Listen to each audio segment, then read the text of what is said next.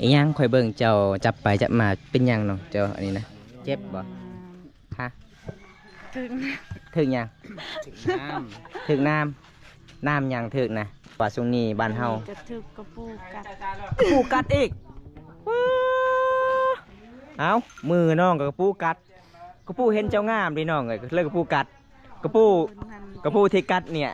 ไอ้ถามว่ากระปูที่กัดน้องผู้หญิงหรือผู้ชายนะบูบ่กระปูตัวใหญ่บ่น้องบ่ได้ใหญ่ปานใดแต่ว่าแบบเมื่อคืนนั้นเฮาไปหาเขียดแล้วก็เห็นกระปูแล้วก็เก็บจะจับเบิ่งป้าเบิ่งกระปูกัดพี่น้องเลยปูกัดอีกแล้วนี่ น้องห้องบอกกระปูกัดนะน้องเขาว่าจังใดเจ็บแล้วกระปูชิฮู้บ่เจ้าห้องว่าเจ็บเจนไปว่ายังเจนจีนบ่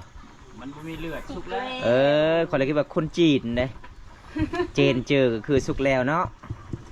ไอ้รุ่งแบบไหนไอ้รุ่ง ไอ้รุ่งไปว่ายังไอ้รุ่งน่ะคอยบอกว่าเช้าพอยังบ่พออยู่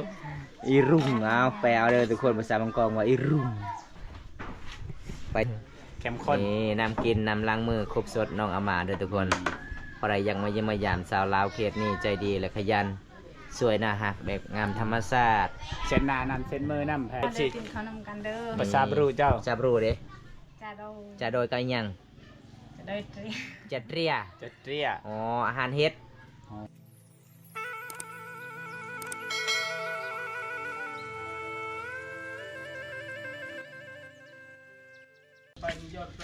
อีหยังข่อยเบิ่งเจ้าจับไปจับมาเป็นหยังเนาะเจ้าอันนี้นะเจ็บบ่ฮะถึงหยังถึงน้ำหยังถึกนะฮะโนดังจุดเลียเอาเพิ่นว่าจุดเลียจุดอเตยันเด้ออันตะไทยตะเนี่ยฮะอันอองอันละเราเสียหญ้าสิให้สิส่วนเราเอาให้เอาส่วนเราเสียหญ้าก็เลยน้องจับน้ำเจ้าบ่ได้ซับมือบ่น้องบ่ได้ใส่ซุบมือบ่มีเงินอยากซื้อซุบมือใครมีก็คือน้องก็สิใส่มันก็ใครเนาะกันหอนเนาะเพราะว่าช่วงนี้บ้านเฮาจะถึกกระปูกัดอีกเอามือน้องกับกระปูเห็นเจ้างามดิน้องเลยเลิกกระปูกัดกระปูที่กัดเนี่ยไอ้ถามว่ากระปูที่กัดน้องผู้หญิงหรือผู้ชายนะบูบ่กระปูตัวใหญ่บ่น้องบ่ได้ใหญ่ปานใดแต่ว่าแบบเมื่อคืนนั้นเฮาไปหาเขียดแล้วก็เห็นกระปูแล้วก็เก็บจะจับเบิ่งป้าเบิ่งกระปูกัดพี่น้องเลยปูกัดอีกแล้วนี่ น้องห้องบอกกระปูกัดนะน้องเขาว่าจังใดเจ็บแล้วกระปูชิฮู้บ่เจ้าห้องว่าเจ็บฮะเราได้น้องห้องนะกระปูเวลาน้องจับกระปูกัดคืนกระปูนี่เพิ่นฮะตอนนั้นกระปูกัดกระปูนี่จนเลือดออกเลยกระปูยังนิ่มเหมือนกระเดียงดะกระปูดำบ่ได้ดำนะกระปูอยู่ในนา กระปูนาโอ้แสบเนาะจะจกบ่นิบเลยไปขุดกระปูเวลาน้องไปการเขียดอะไรเห็นกระปูจับเอามือซานเนาะหอซานแล้วก็เผาแล้วก็ตำใส่มะเขือเห็ดเจลกินแสบจำใส่มะเขือบ่มีอาหารกินเนาะเวลาน้องไปการเขียดนี่ประมาณจะคนน้องไป3 คนก็ไปมีแต่ผู้บ่าวว่าไปนำหรือว่าผู้สาวเจ้าโอ้แสดงว่าน้องๆบ่ได้ย่านมาเวลาไปกลางคืนหาอยู่หากินนะอ๋อบ่มีโจรบ่อ๋อขอเลยคิดว่ามีแต่ผู้หญิงนี่มันอันตรายดิน้องเอ้ยเวลาไปต้องไปกับผู้ใหญ่ๆแน่ไปกับมีแต่ผู้หญิงก็คือมันเสี่ยงนิดนึงเนาะเวลาเฮาเห็นงูตอดงูครบมันก็สิยากมีแต่ผู้หญิงเฮาก็สิหามหมู่บ่ได้เด้ทำไปกับผู้ชายใครแน่ไปนำผู้ชายบ่ได้ไปเป็นหยังย่านบ่น้อง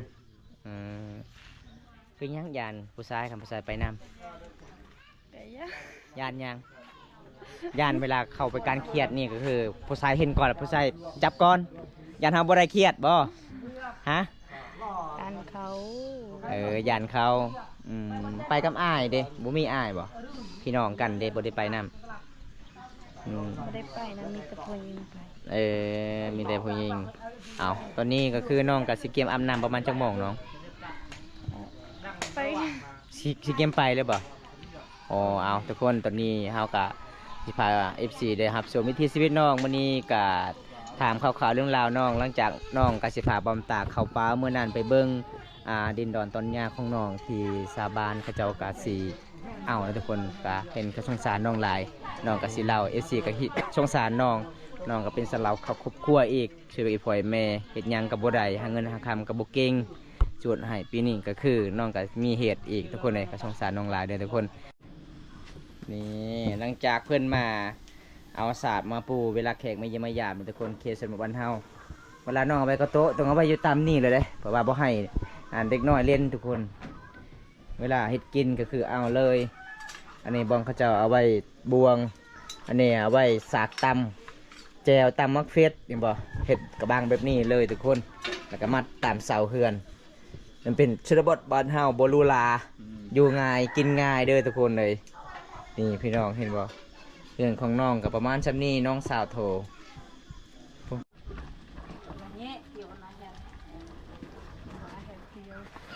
เอา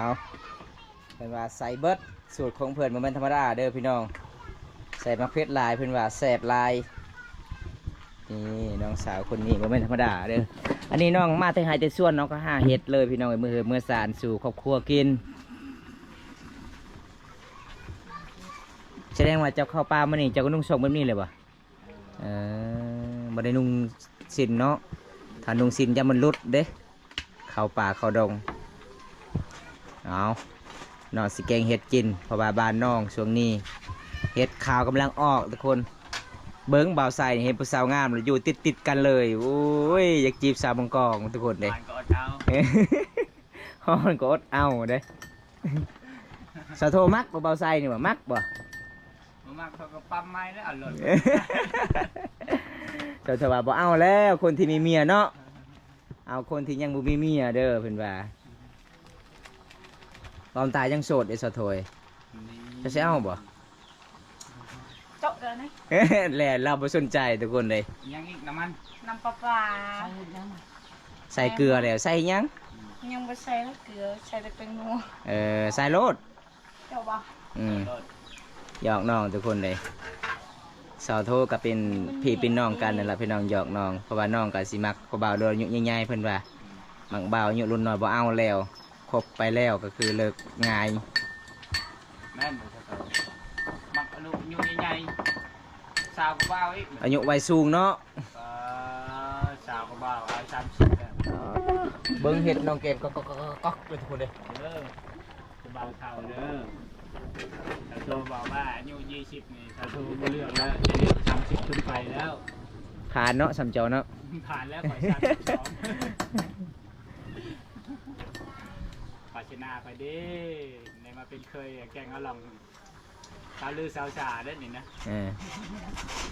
ก็ได้มาจะผ่านไม่ไรนี่ต้องแม่นเพิ่นชาวโทเลยเก็บกับข้าวกับเก่งจีนนุ่งกะจีนไปว่ายังจีนบ่มันบ่มีเลือดสุกแล้วคนเลยคิดว่าคนจีนเด้เจนเจอก็คือสุกแล้วเนาะนี่ภาษาบางกอกเอาเมื่อนี้แสดงว่าเจ้าว่ากล้าจับหมอบ่เมื่อนั้นเขาเห็นเวลาเจ้านึ่งข่าวจับโลดเจ้ามีของดีเมื่อนี้เป็นยังไงของดีจะไปเมื่อจับได้ตัวนี้จับได้บ่อันนี้จับบ่ได้ถ้าจับนี่แล้วบ่ได้กินเอาน้องก็สิตักเห็ดให้กินทุกคนเลยน้องบ่ได้ใส่ผักนั่งเลยนะบ่มีผักทำบ่ได้ส่วนมดบ้านเฮานี่ส่วนลายก็กินง่ายอยู่ง่ายใส่เกลือเป็นนัวกินเลยโอ้ได้ปลาอีกแล้วได้ปลามาได้ไซส์นี่นะปลาไปหาบ่น้องใส่มองบ่น้องโอ้ขยันหลายเด้อทุกคนน้องสาวโทคนนี้เด้อเอาเห็นการจะโทใช้มองเด้อยากเห็นดิเขาเห็นน้องสาวเจ้าเวลายามแรกนี่น้องสาวจะมักไปตึกเบ็ดสิดเบ็ดเด้เจ้าก็ตึกได้บ่สิดได้เนาะได้อย่าไปเบิ่งเด้จะเป็นป่าจะเป็นปลาใหญ่เนาะเอาน้องก็เสียออนติ๊กเข่าก่อนน้องแล้วแม่งหนักกว่านั้นเอาสุกเลยบ่น้องโทสุกแล้วโอ้ หนาวเบิ่งอากาศสะโทนกินบ่แซ่บแล้วอันนี้นะ เอานี่ มีแต่ทาน ดับหมด อีรุงแบบไหน ไอ้รุ่ง ไอ้รุ่งไปว่ายังไอ้รุ่งน่ะ คอยบอกว่าเช้าพอยังบ่พออยู่ ไอ้รุ่งเอาแปลเอาเลยทุกคนภาษาบางกองว่าไอ้รุ่งเพิ่นว่าป่ามันไหม้แล้วก็เลยไอ้รุ่ง รีเลย ดริลใครบ่ ไข่ อ๋อ ไข่ไข่บ้านดริล ดริล ดริล ตะกลาได้ไหม ไปว่ายังตะกลาน่ะ ดริล ดริล ดริลกล้าโอ้ยเจ็บท้องมาเลย ดริลกลาบัดไข่ป่าดริลดริลละกาทำอะไรกินบ่าวใจน้องเพิ่นแกงเห็ดกับย่างปลา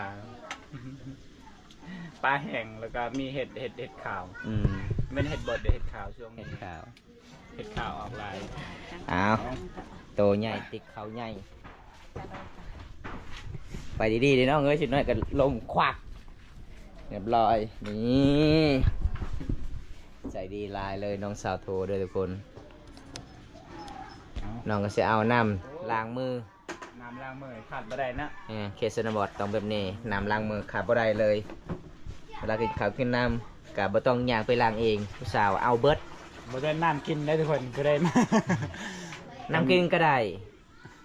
ถ้าล้างมือเลยกินเลยเนาะสาวโท เข้มข้นเข้มข้น นี่น้ำกินน้ำล้างมือครบสดน้องเอามาเด้อทุกคนใครยังมาเยี่ยมมายามสาวลาวเขตนี่ใจดีและขยัน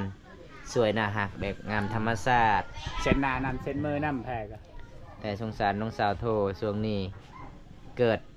เรื่องราวของน้องลายๆตลอดเลยทุกคนเลย จะละ อ้าวเพิ่นว่าจะละมาเด้อซีกินน้ำกันเพิ่นว่าเด้อซีนี่เด้อน้อง เด็ดสิ กินข้าวนำกันเด้อ ภาษาบรูเจ้า จับรู้เด้ จะโด จะโดยกันยัง จะโดยเตรียม จะเตรีย จะเตรี้ย อ๋ออาหารเฮ็ด กินข้าวกับเห็ด อืม แล้วก็ปิ้งป้าบ่โอ้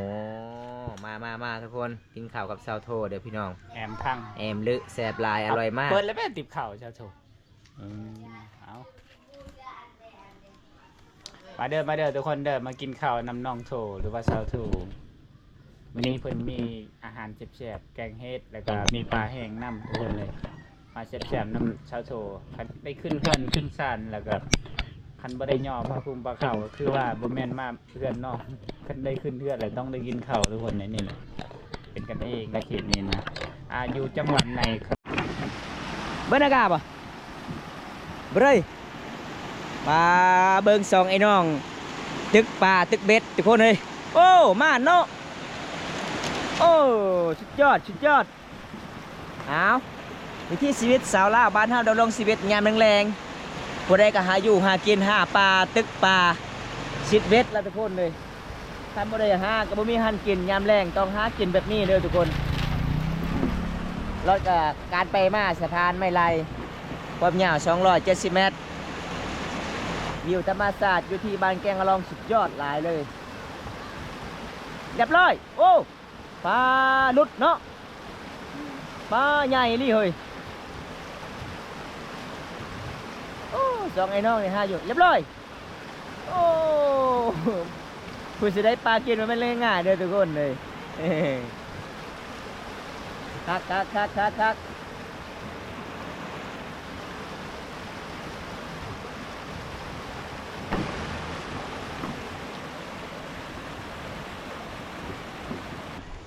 หากินที่แปลกที่สุดเลยเด้อพี่น้องเลยเห็นบ่โอ้ลอยจนหอดจนหอดเสาสะพานเนี่ยพี่น้องเห็นบ่เขาเจ้าเอาป่าต้องลอยแบบนี้แล้วก็ใส่ปอมพี่น้องเลยบ่ให้มันดำลงใส่ติดกับก้อนหินได้บรรยากาศยังแรงหาโยหาเกนเคสนบทบ้านเฮาก็ต้องเป็นนี่แหละพี่น้องดำรงชีวิต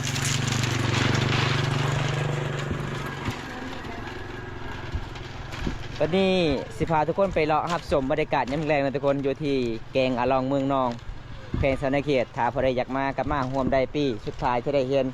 สะพานไม้ไล่ความยาว210 เมตร270 เมตรทุกคนเลยขอโทษขออภัยว่า270 เมตรทุกคนมาเที่ยวได้เด้อพี่น้องบรรยากาศยามแรง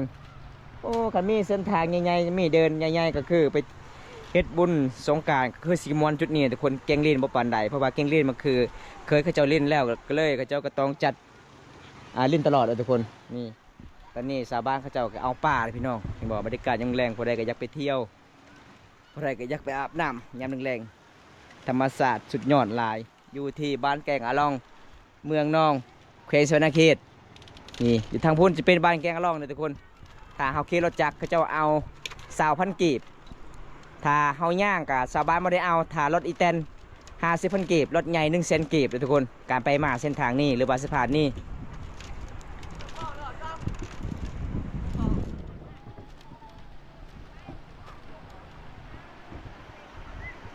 ตาเบ้นก็สิตกดินแล้วไหลมองเอาป่าวิธีเอาป่าของหมู่บ้านเฮาแกะลงโอ้ถึกเลยป่าทุกคนโอ้ทุกคนเลยได้บอกพี่น้องป่าสุดยอดเลยทุกคนเลยครั้งแรกที่ได้เห็นเขาเจ้าไล่มองแบบนี้พี่น้องแล้วก็สิท้าป้าอยู่จุดนี้เขาเจ้าต้องไล่แบบนี้ตลอดเลยทุกคนเห็นบ่ถึกลายอยู่พี่น้อง3 4 5 6ตัวสูตรแบบโบราณหากินครั้งแรกในชีวิตที่ได้เห็นเลยทุกคนเลยอันนี้สาบานแกงอาลองเฮาเด็กพี่น้องเขาเจ้าดำรงชีวิตเอาป่าแบบโบราณเลย